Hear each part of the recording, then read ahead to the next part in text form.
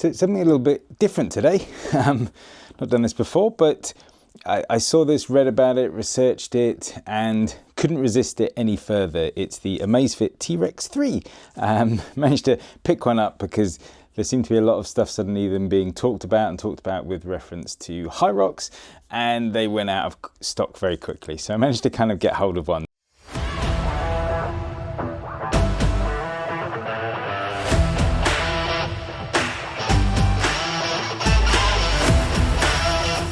Many years I was a watch wearer, then I wasn't a watch wearer, then I got Apple Watch and been in the Apple Watch kind of ecosystem, and a couple of years ago picked up the Apple Watch Ultra, which is the one that I've had for all of my training, using that to track everything that I do. I like it because of the battery life and because of obviously in with the Apple ecosystem and everything else.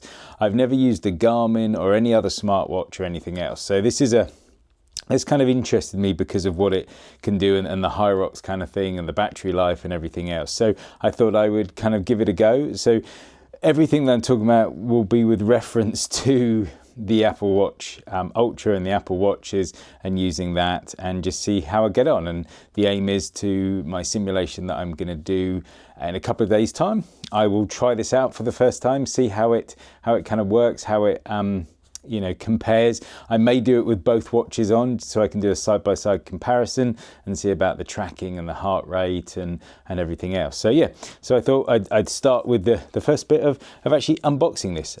So it's quite a nice kind of little box here, very kind of, again, Apple-esque in terms of a little strip here, and hopefully it's going to be nice and easy to open this up. There we go. So we shall see what we can see. So let's get rid of that bit of box there. So we've got this little chameleon kind of logo they've got on the top there. And then we have the watch itself with Brave Your Adventure. It kind of reminds me very much of the packaging that came with the Apple Watch. Had this kind of big kind of map, and it was meant to be rugged and everything else. So yeah, it's clearly going for that kind of vibe. So let's get rid of that. So yeah, so that's the watch itself. Obviously there's a sticker on the front there, which we shall take off in a minute, and everything is kind of in this box. I'm presuming any other cables. Yeah, there's kind of little graphics on the back there. So let's dive in. Before we pull the watch out, let's just see what else we've got in here. So we've got a little box here. So this is there's a specific little tool that comes. Apparently this is different from the Amazfit 2. There's a little tool that you can take the straps off, and you can use, I think they're called quick release 22mm kind of straps. So that's the little kind of tool, and it gives you a little thing that you replace that so you can fix the other ones too. So that's what that is. We've probably got a customary little instruction booklet there, and then we've got the watch itself. So I don't know if there's any kind of charging cable. I can't remember what you actually kind of get. There's a little charging symbol on there. So let's see whether I can very neatly open this box, which I almost can do.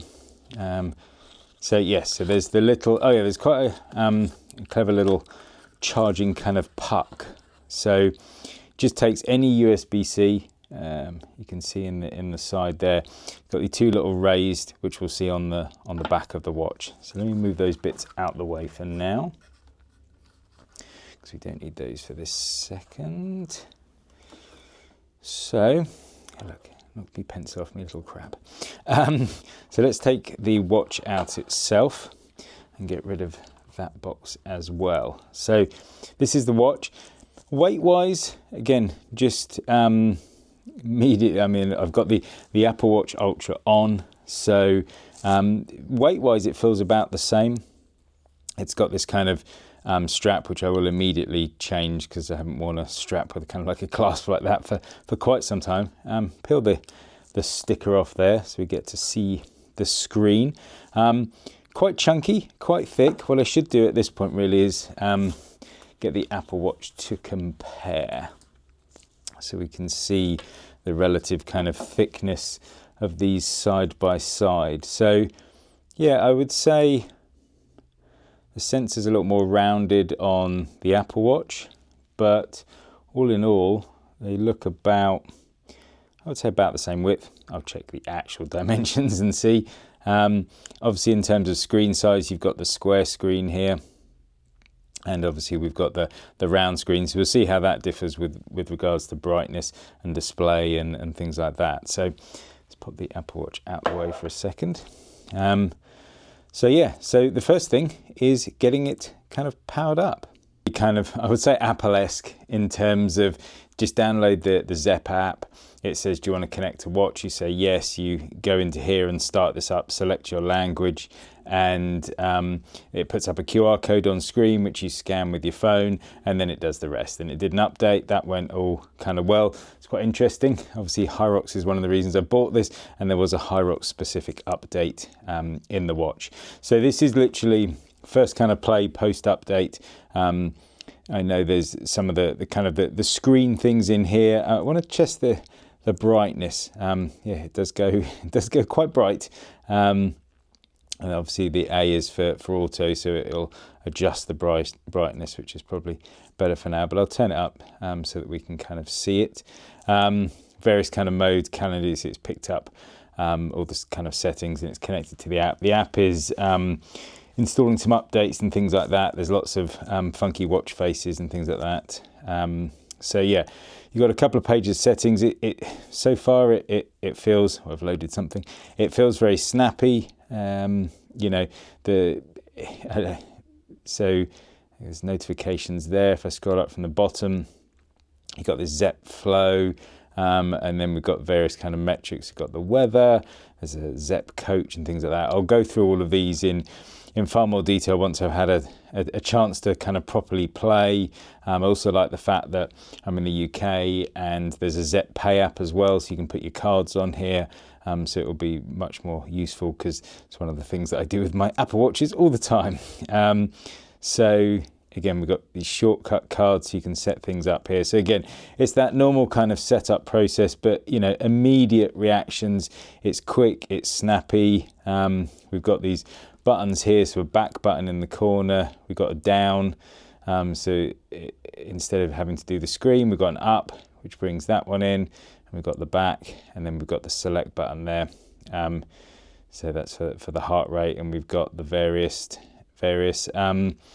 different activities here, which I'll be looking through and finding the Hyrox one and see how that actually kind of works and how that functions. I want to try and change some of the watch faces because it's one of those ones that I've seen some of the watch faces and they're really quite kind of funky, very different to what you get on things like the Apple Watch, you know, because they're much more kind of functional, a lot of information on here. You can hopefully see as I scroll through here, very, very different kind of style. This one I get seen a lot. I'm going to have to kind of click on it. So again, very clean, big numbers, but with various kind of metrics on there. I think we've got step, we've got compass and things like that. So again, if I go back into there, into the settings, because I just want to look through some more of the watch faces, and there's a lot on the app as well. There's a whole little which ones that don't show up here, so you can load other ones up onto the watch. And obviously use those ones instead. So I'll be playing around with some of those, see what works best for the gym. And again, we've got altitude there, steps, power, calories, BPM, we've got date, we've got UV, we've got a lot of information on there. It's one of the things that you'll probably seen it multiple times on this video, and it's already kind of I think it's because I haven't got it actually on my wrist yet. The screen keeps turning off very, very quickly. I suspect there is a setting in there to set that kind of time, or if it detects obviously that it's on my wrist, then it might not, you know, kind of disconnect quite as often. So we'll pop it on the wrist. So one of the Hyrox specific change that it mentioned was to do with being able to cancel like a segment or a station within 10 seconds of kind of doing it. Again, I'm not going to talk about specifically about the strap because it's not my style of strap, and it will be getting changed straight away. But yeah, so that's it kind of on my wrist. Feels very kind of light. So set offline voice. So again, lots of different things I've got to play with, and I'll be doing some full breakdowns and reviews of the watch faces, how it works on the Hyrox workouts, the standard workouts, the reading and how it works with the Zap and everything else like that. But yeah, just an initial unboxing and playing with the Amazfit T-Rex 3, and looking forward to doing the Hyrox workout.